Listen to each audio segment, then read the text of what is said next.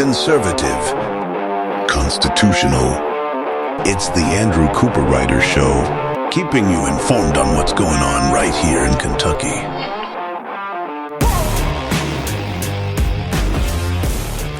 And welcome, everybody, to the Andrew Cooperrider Show, the only Kentucky daily show that gives you the news, well, daily, 5 days a week, that gives you news, commentary, information from a constitutional, from a conservative viewpoint. We've been going over for the past 2 days some out-of-control spending. That will continue today as we discuss that. Look, I'm going to be honest with y'all. It is not easy finding all this information I've been giving you. These are not things that are reported on in the newspapers. You're not going to find these on your local TV channels. This is the kind of information you have to go digging for, and you got to know where to look. And so it's important that, well, this information get out there, though, because I think it's incredibly important to hold our governments accountable. But the only way it gets out there is if you do your part and sharing about the Andrew Cooperrider Show, whether that's telling others to tune in on WZXI at 9 a.m. Monday through Friday, or to check it out online elsewhere at 1 p.m. You can always head over to theandrewshow.com. Once again, that's theandrewshow.com to go ahead and check out different ways you can listen to it. You can see old episodes, old shows, things like that. That's always a good resource for anybody looking to stay up to date. But I want to encourage you to go ahead and be sharing this with others. And then also as well, if you've got questions, concerns, comments, you think I'm getting something wrong, feel free to email me at info@theandrewshow.com. Once again, that's info@theandrewshow.com.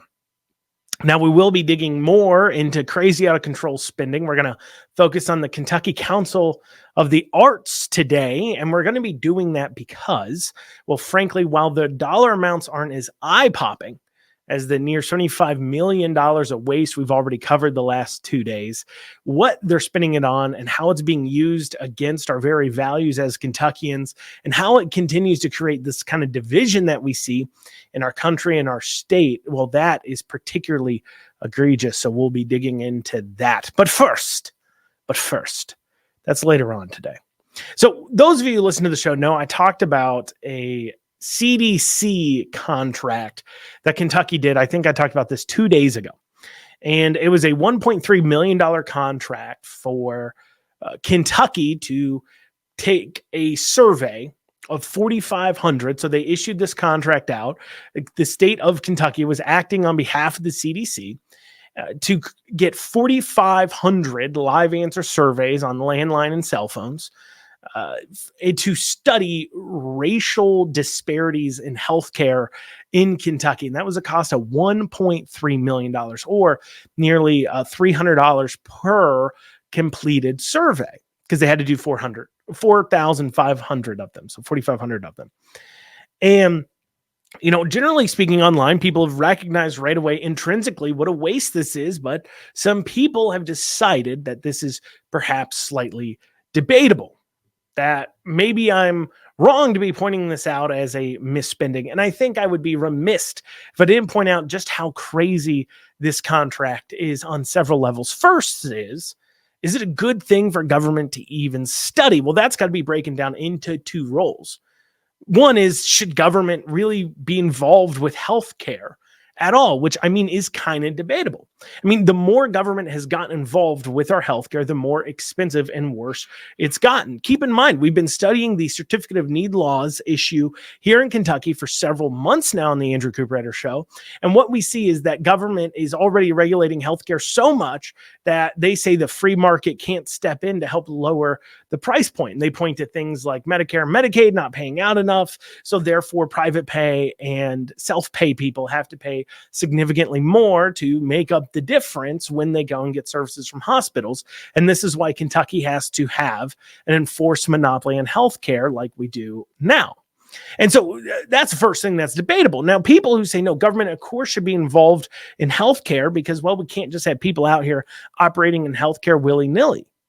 However, I think it's worth pointing out that the private people bringing malpractice lawsuits, have done more to regulate and change the healthcare industry more than the government ever did. This was the entire idea behind country, behind freedom, behind the free market, is that if somebody enacts damages on you, you get to sue them, not just to make up for, to give you reparations for the damages that they have caused, to compensate you for it, but also to discourage the kind of behavior in the future. That's the entire point of it. And those types of actions have done more to regulate the healthcare system than anything else.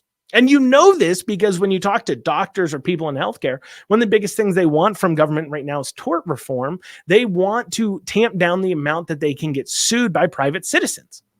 They're not saying they want less regulation from the government. I hardly ever hear hospital systems asking for less regulation. They're always asking for more regulation, specifically in tort reform. That tells you that government is helping hospitals' bottom lines more than they're helping lower the cost of healthcare. So that's the first question. But second, let's say you believe that government should be involved in this way in healthcare. Well, should government in the first place be studying racial disparities in healthcare? Is that even a worthwhile thing to study if they're already involved in healthcare? Well, this is the thing, is the claim that healthcare is actually racist. Is that a real thing? Is that even possible, right? And this is where we go into causation versus correlation. So it could be based on more so on things like geography and socioeconomical class as far as healthcare disparities than the fact that they're Black. I mean, let me ask you this, okay? Do you really think, so let's say you're doing this survey and let's say their contract required them to talk to at least 500 Black Kentuckians, but let's say all 500 they talked to, or the vast majority of them, all earned over $150K a year. Meanwhile, the white people in the study that they looked at were all earning less than $40K a year. Who do you think would have better healthcare outcomes? Who do you think would be actually experiencing more healthcare disparities? The white people earning less than $40K or the Black people earning $150K or more? So really, the skin color doesn't have anything to do with it as much as the social economical status and geography does. And healthcare, and that deals with individual circumstances. And if there's any place where we should be looking at people on their individual basis, it's healthcare, because there is more that you individually can do to affect your healthcare than anything else. There, you can make healthy decisions, exercise, eat healthy, do those types of things, not smoke, right? Those types of decisions affect your healthcare more than being Black or white ever will. But yet our government is spending millions of dollars on this, 1.3 million just here in Kentucky.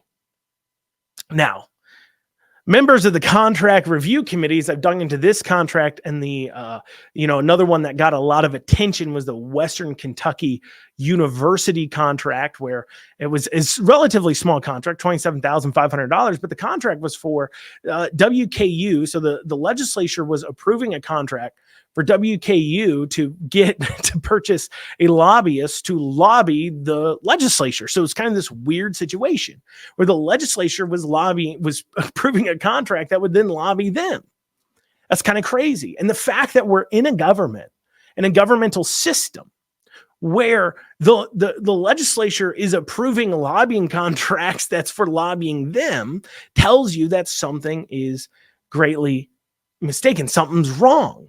But the members of the contract review committee have taken issue with people coming after them, saying, look, there isn't much we can do about a lot of these contracts. We simply can look at them, ask some questions, but there's nothing we can do to really stop them, to which I say you are mistaken. There's a lot you can do, and I think this is a cop-out by those legislators.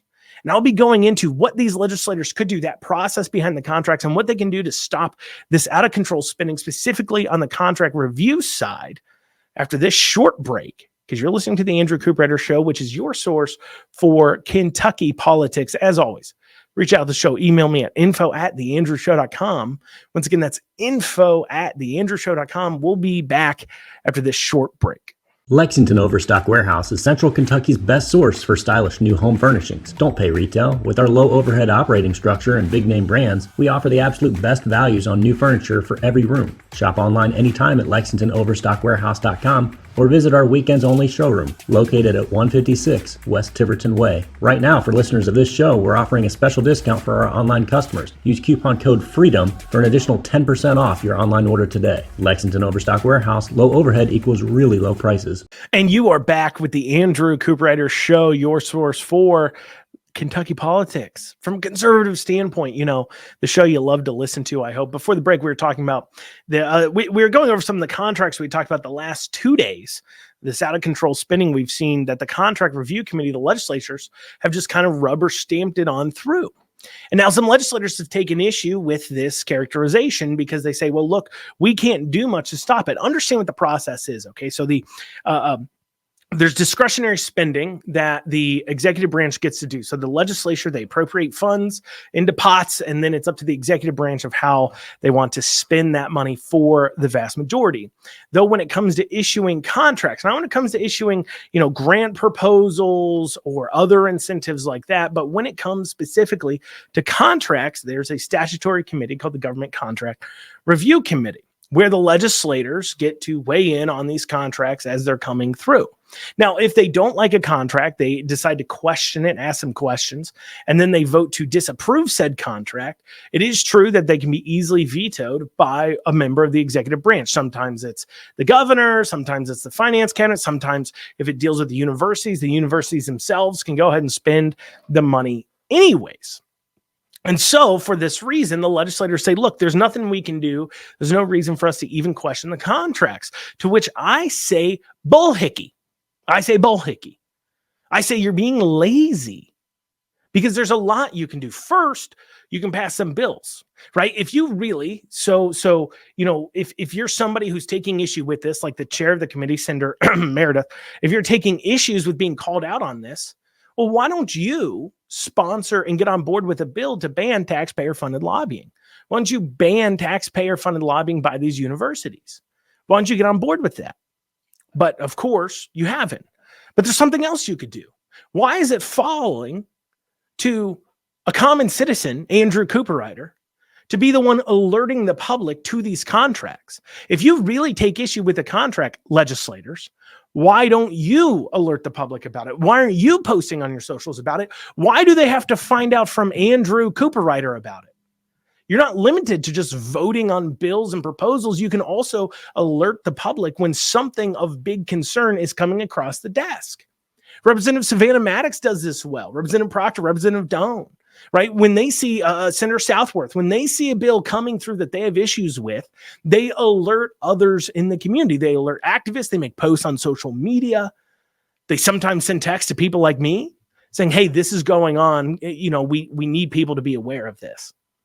But that's not what people like some of these people on the contract review committee are doing. So when they say, what do you want me to do about it? Well, you can at least open your mouth and say something. That's a small thing you could do, but you don't do it. Why? Because you don't actually care. You're only caring after the fact. You only care because now you're coming under heat from people like me and others for your failure to act, your failure to alert, your failure to do anything. They're saying you have control over the purse strings, legislature. Why aren't you passing bills while you are in session to put a stop to this? And why are you not alerting citizens to what's going on, but instead you're sitting on your hands, or worse, throwing them up in the air saying, I can't do anything about this? It gives you something to think about, doesn't it? They're really so against it that they can't actually take a stand on it. But as I promised, we'd be continuing our discussion on out of control spending, continuing on with the Festivus for the rest of us. We're leaving aside contracts for today. So these are things that the legislature doesn't review. So we're going to be talking about the Kentucky Council on the Arts. Now, the legislature obviously appropriates funds for the Kentucky Council on the Arts for them then to spend with relatively little oversight. They get asked questions when they're in session, but there are things they can do to prevent some of these things. And I'll be going into what they can do afterwards. But first, I want to tell you about the problem is, right? So this Kentucky Council on the Arts, they hand out grants. And what they've been doing is they're handing out grants to places that absolutely are fighting against our values. If there's a group out there that's in the arts that's doing something that I disagree with, well, if they're privately funded, I'm not saying I want my government to get involved in stopping them, but I tell you this much. What I don't want my government doing is taking my tax dollars that they've taken from me by force, by the way, and from you by force, and then using it to spend on this kind of craziness. And let's go into what some of this craziness is. First off, the Kentucky Council on the Arts. They've given money to PONES, P-O-N-E-S. I don't really know what that stands for. They seem to do a lot of work in Cincinnati. They're kind of a dance troupe. Their work, though, includes promoting drag queens out into the public. And according to their own mission statement, PONES is a collective of over 50 dancers of various ages, abilities, body types, races, and backgrounds. Our team is intentionally diverse to continue our efforts to break down that Eurocentric lens through which our art form is often viewed. Eurocentric lens. Now, these are clearly far left talking points and flags, pushing forward drag queens, talking about, view things through Eurocentric lens. Oh, the Western society, down with it, communism, blah, blah, blah. So how much have we given them? $3,706. $3,706 to fund their important work of breaking down that Eurocentric lens, as well as promoting drag queens. That is, of course, assuming they're not in Cincinnati doing it while we are giving them money. Here's another one. We got the Lexington Arts League, which is known for their nude biennial, where they feature nude artwork. Really a fun night for the whole family, right? How much do they get? Well, they get $6,746 this year. That does buy a lot of nudes. I would say. We got Lex Arts, who's done wonderful programming like the Juneteenth celebration, the Crown Act Memorial Unveiling, which is dedicated to Black people's hair. No, I'm not kidding. Black people's hair. The Crown Act is about some sort of racism and something to do with Black people's hair. Apparently, there's just this massive amount of racists out there who are, they're subjugating Black people or being racist or somehow because of their hairstyles. I don't know, but so they unveiled a mural to the Crown Act. They had a Say It Loud Black and Proud event. Imagine a White and Proud event night, right? Might be considered a little racist. Or how about their queer literary hoedown, which quite honestly I can make a lot of jokes about, but I've got a lot of these programs to get through. But you can just imagine what kind of jokes I can make about the queer literary hoedown. So how much do they get? Well, they got $23,790 this year. You got the Pine Mountain Settlement School. You may remember Pine Mountain Settlement School as the place where they hosted the Waymakers Coalition, who came into the place and then proceeded to desecrate over 100-year-old church, that was active church with Hindu symbology that led to the community in the area coming up, Hindu and atheist, symbology going on there that led to the people in the area going up and basically saying, Waymakers, you got to get out of the church. Not the Pine Mountain Settlement leadership. No, but the people of the community said, this is a church that is centric to our community. This is an ancient church for us, not ancient, but an old church for us. You're not going to come into our Christian church that's over 100 years old and desecrate it with your atheist and Hindu ideology. You need to get out of our church. They came up there to hold them accountable for that. Although Pine Mountain Settlement School got $15,796 this year. The Actors Theater of Louisville, who has a monthly show called the After Show, which is hosted by two drag queens called Dusty Ray Bottoms and May O'Nays. It's billed as a show where drag and Broadway combine, though it's late at night. So even though it is late at night, don't forget to bring the kids, because here's one from October 5th. The After Show hosted by Dusty Ray Bottoms and May O'Nays, joined by local touring and youth musical theater performers at 10 p.m. at night. So at 10 o'clock at night, they're having a drag show featuring youth theater performers. That doesn't sound wrong at all, does it? That doesn't sound like sexual deviance. That doesn't sound like taking advantage of children. No, that doesn't sound like exposing children to porn and sexuality and sexual performances. At least you think that this is just a one-off for this theater. Its literal logo for this group, the Actors Theater of Louisville, it prominently displays the gay pride flag. The really ugly one with all the colors that they can think of, where it looks like somebody just, like ate a box of crayons and vomited on a piece of cloth. So how much are you giving them to host their drag shows? How much do you give them for taxpayer-funded drag shows? $46,648 a year, just a small sum. As people enjoy watching sexualized performances on your dime. Once again, our legislators could do something about this. This isn't just on Beshear. While Beshear's administration has some control over the Kentucky Council on the Arts, the legislature can step in to handle this, but they're not. It's not as if they're not aware of the issue. I was featuring when I was running for state treasurer earlier this year, and I was talking about fiscal responsibility in the state. I was talking about places where we can save money. I was talking about how the state treasurer could be calling out of control spending, just as I've done these last few days, and how it could be a fulcrum and a leverage point for getting fiscal policy done, conservative fiscal policy done. I was talking about things like this. In almost every speech, I mentioned that we're giving thousands of dollars to LGBTQ performers like this, and we're stealing people's tax dollars and funding them. And many legislators were at all of these events, but yet I haven't seen anybody talking about banning kind of funding. But we'll go more into that here after this break. I wish this was it, but guys, I've got a lot more money that we're giving out to this kind of out of control behavior. I'll be going out after this short break. You're listening to the Andrew Cooperrider Show, your source for Kentucky politics. Remember, I know you guys get tired of hearing it, but reach out to the show by emailing info@theandrewshow.com and make sure you are sharing this with others. Listen up, my fellow business owners. You need to get your cybersecurity and IT support under control. Reach out to the folks at Amston today. Call 859-300-0087 or visit amston.com. It is no secret that cyber attacks have become a constant threat, and you need to make sure that your organization is protected. Amston has over 30 years of experience working with businesses and governments alike. Call 859-300-0087 or visit AmstonAMPSTUN.com today. And you are back with the Andrew Cooperrider Show. For the break, we were going over the tens of thousands of dollars that the Kentucky Council on the Arts is spending of your tax dollars in order to fund the far left agenda in Kentucky.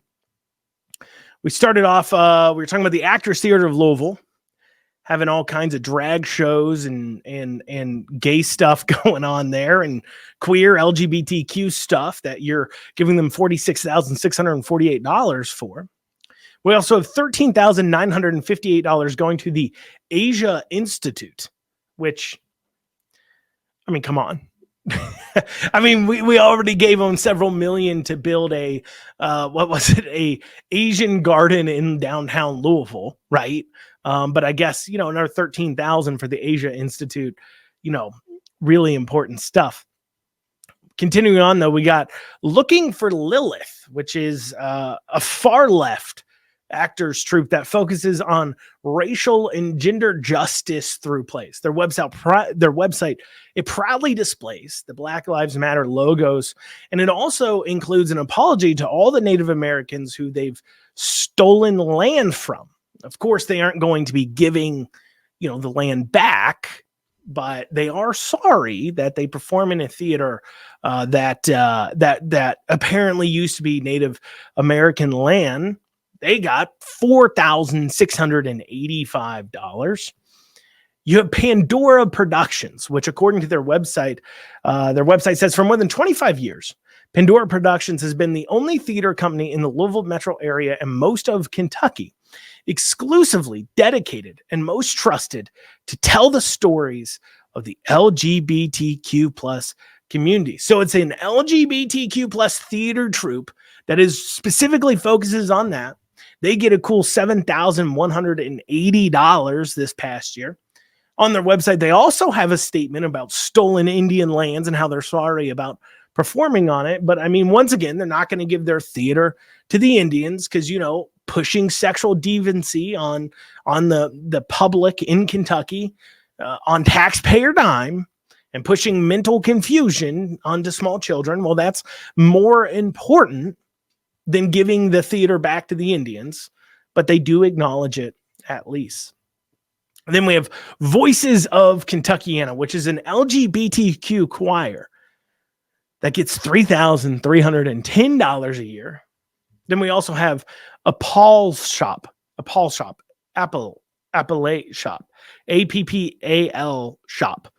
who supports, who according to their website, supported a music education camp for girls and gender non-conforming teens. It's according to their website.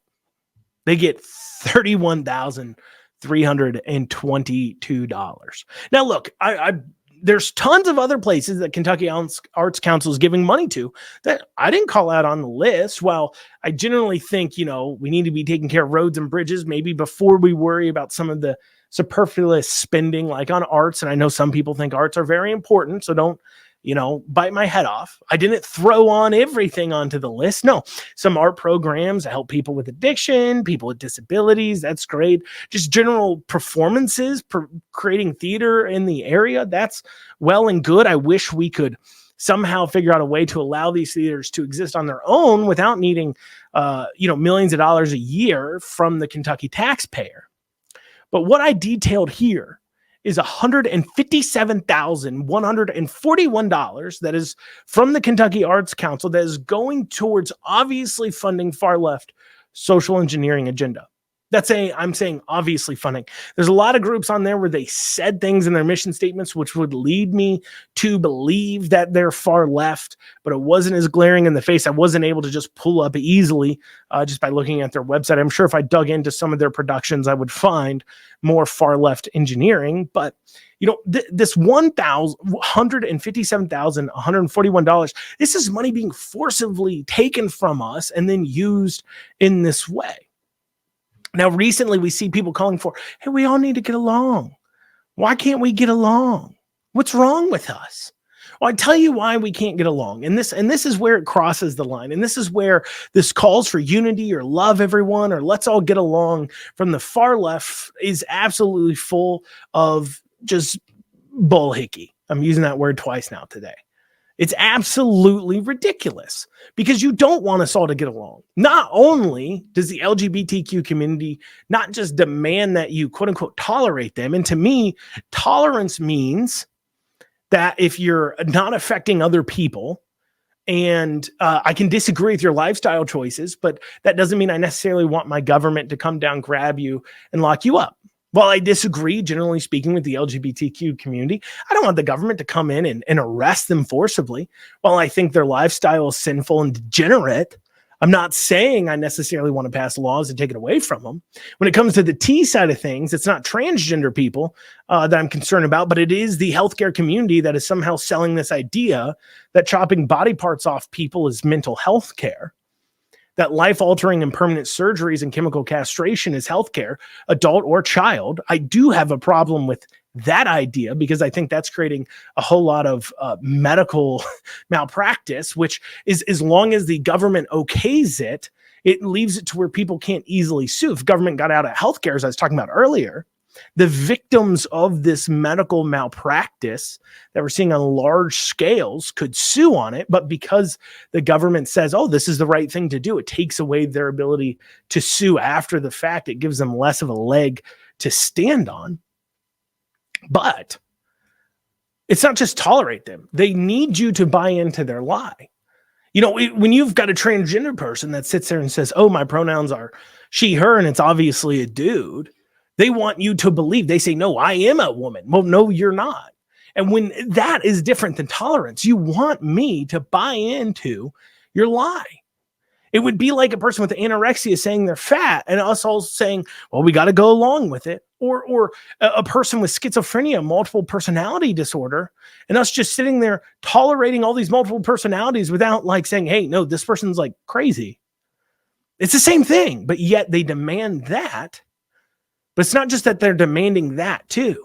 So it's not just that they want no laws to lock them up for their lifestyle. No, they want laws passed that, one, protect their lifestyle. They want laws that make it to where you can't have your own private thoughts about it. You have a private business. Well, you can't have your own thoughts about it. We saw this with the cake maker and other cases where if you've got a private business and you say, look, I'm not trying to get my government to arrest you, but I'm not going to celebrate your lifestyle with you. They want you locked up, thrown in jail for that. Well, that's not getting along. That's forcing your viewpoint on somebody. I'm not trying to use government to force my viewpoint on you. I'm just saying, hey, let's leave each other alone in the sense of you do you, I do me, but stop trying to force you onto me. But when you're demanding I buy into that lie, well, that's division.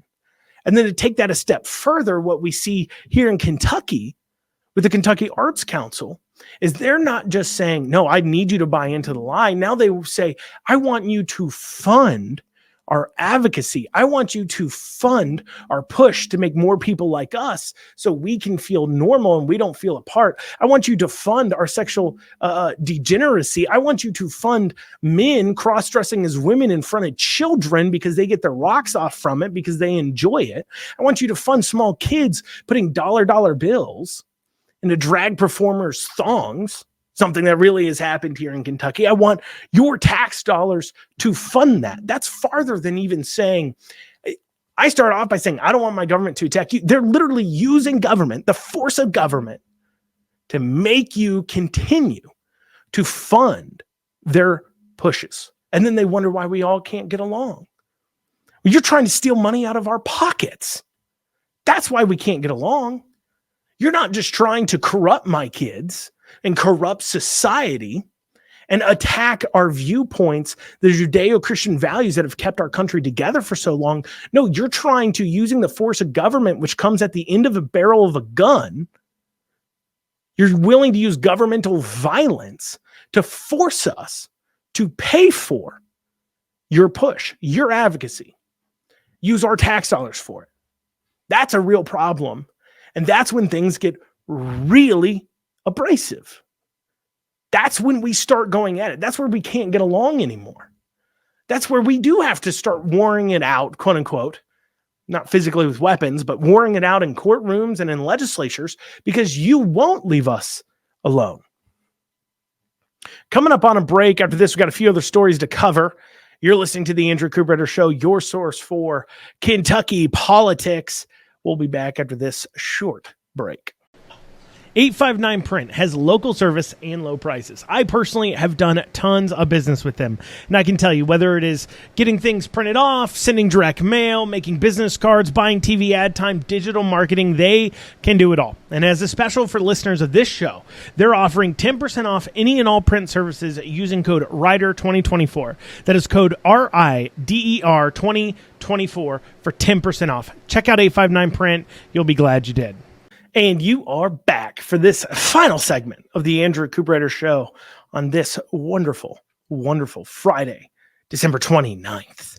Well, for the break and through the show, we kind of been talking about some of the far left craziness spending that's going on, them taking our money from us by force and using it for their social engineering projects. And the net result of that has been two stories that happened kind of over the Christmas break here. First, recently, we've been seeing Covington City Council, as well as Lexington City Council, has had a few instances of this, where we've got pro-Palestinian, anti-Israel, free Palestine, from the river to the sea. Palestine should be free people, obviously people calling for the destruction of the state of Israel. And regardless of kind of how you feel about the conflict and America should be involved or not. And like I said, I don't often go into national politic issues, but my general feeling is that, this is Israel's fight and, America shouldn't really involve itself in a lot of foreign entanglements.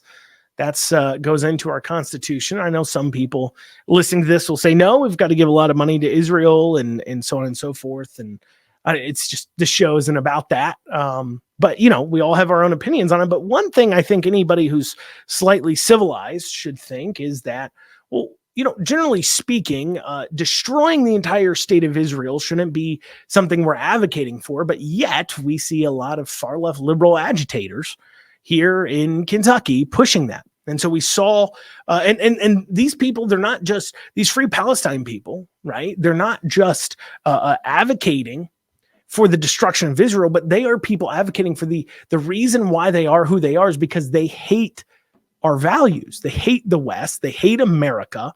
They hate everything we stand for. They're not just racist, but they hate us.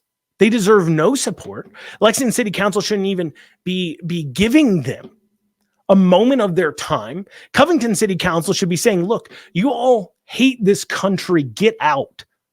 And as evidence of this, we had this recent story out of Lexington where at Veterans Park, the Veterans Memorial to the veterans of the U.S. fighting in World War II and I and elsewhere, was vandalized over Christmas with Free Palestine spray paint. They vandalized a memorial to the veterans of America, the people who have fought and died to protect our freedoms and our way of life here in the USA, and they vandalize it. They hate it. And yet our tax dollars go forward to fund these people.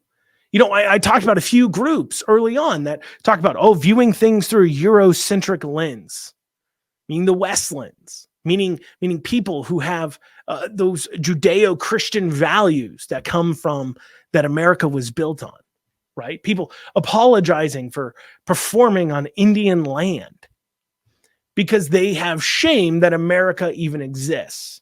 And those people are getting our tax dollars. And those are the same people that create the environment and thought processes that lead to people desecrating memorials to those who have fought and died for our country. This is the real world effect of that $157,000 that I talked about. $157,141 I talked about. This is the effect of that spending. It pushes forward these ideologies that hate us, hate our veterans, hate everything we've stood for, hate the people who've died for this country enough that they desecrate it for a country that doesn't even exist. Palestine was never a country, doesn't exist. A country that chances are with their values, if it did exist, they'd show up to and they'd kill them in a heartbeat because they don't agree with them. And yet, that's what we have going on. Absolutely out of control. We have another piece of interesting news story here. So as you know, and some of you know that the show kind of has followed this, that Daniel Cameron had the Opioid Abatement Advisory Committee. And what this was is there was a massive settlement with opioid drug pushers.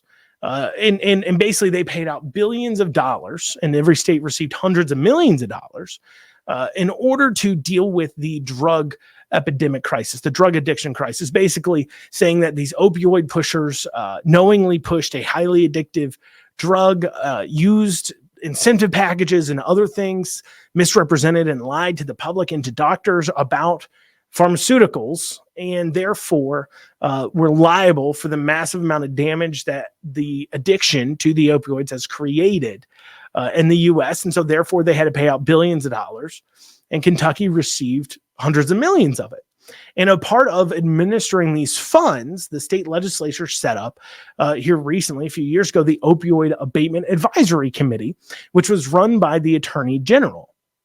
Essentially run by the Attorney General. He appointed the majority of people on the committee. Well, under Cameron, they were looking into something called ibogaine, which is a psychedelic that comes from the iboga, I think, root in Africa. It's a psychedelic that is a controlled substance here in America, mushrooms, and using it to treat addiction. Now, I did an at-length kind of episode about ibogaine. I think it's called the Ibogaine Conspiracy for those who want to go back and listen to it in the past. But I kind of went into depth my feelings on this. But generally speaking, and I know people like to push this idea that these drugs aren't addictive or psychedelics aren't addictive or what have you. But any chemical that affects your brain chemistry will be addictive in some way, shape, or form. And I'm leery about giving a bunch of people who are already struggling with addiction addictive substances. I just am. But they were setting up this ibogaine initiative here in Kentucky, willing to give 50 something million dollars, or 41 million.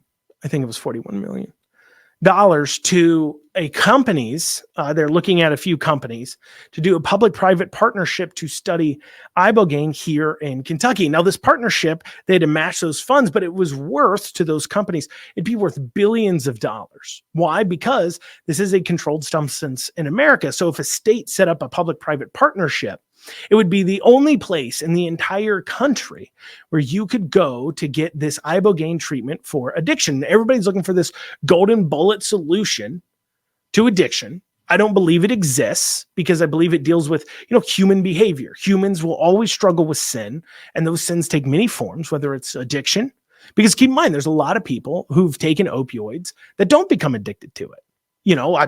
I've been on Oxycontin and Dilaudid and morphine, whole kinds of other things for weeks on ends in my life for kidney stones and other things. And I don't become addicted to it. I haven't continued to use it past when I needed to. I'm not trying to score smack out on the street, right? So there are plenty of people that use opioids that end up having the self-control to not become addicted to it. And I know there's people out there that run into those issues that don't, just like there's with alcohol. There are people who can drink and not become addicted to drinking. And then there are people who become alcoholics. That's just it. And the people who don't struggle with that addiction, maybe they struggle with a different addiction. Maybe they struggle with some sort of porn addiction or something like that. But everybody has their own demons they're dealing with. There's never going to be a golden bullet, in my opinion, a golden bullet solution to fix us dealing with our sins. It is self-discipline. It is hard work. And you will stumble, you will fall occasionally, but it's just something we had to deal with. It's part of the human condition. I believe it's because we live in a fallen world, but that's because I'm a Christian, right?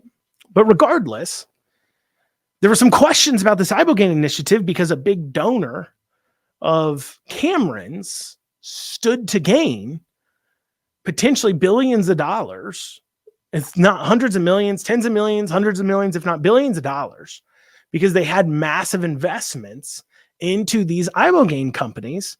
And it just so happened that at the same time they're giving money to Cameron, being Cameron's largest single donor into a PAX, was at the same time he's pushing this ibogaine. Well, under Russell Coleman, he's appointed a new head of the Opioid Abatement Advisory Committee, the new AG. It's Chris Evans, formerly with the DEA. And reportedly, I'm told that he is not interested in pursuing this ibogaine initiative and will be shutting down that. It didn't come to a full vote yet, but I'm told that Chris Evans will be stepping in to shut down this idea of treating, people suffering from addiction with psychedelics and other types of drugs like that. Whether you agree or disagree with it, it is, of course, interesting just because of that tie that Cameron had to people who had a lot of investments in it.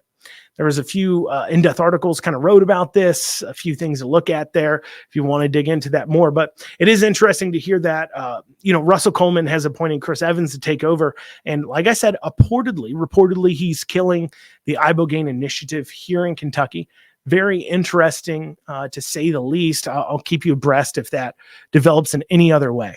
Well, y'all, that's what we got time for today and this week on the Andrew Cooper Show. I hope you'll be back with us Monday at 9 a.m. on WZXI, 1 o'clock everywhere else. I know it's the new year, but I'll still be doing a show. So we'll see you all then. Have a great rest of your day and have an amazing weekend.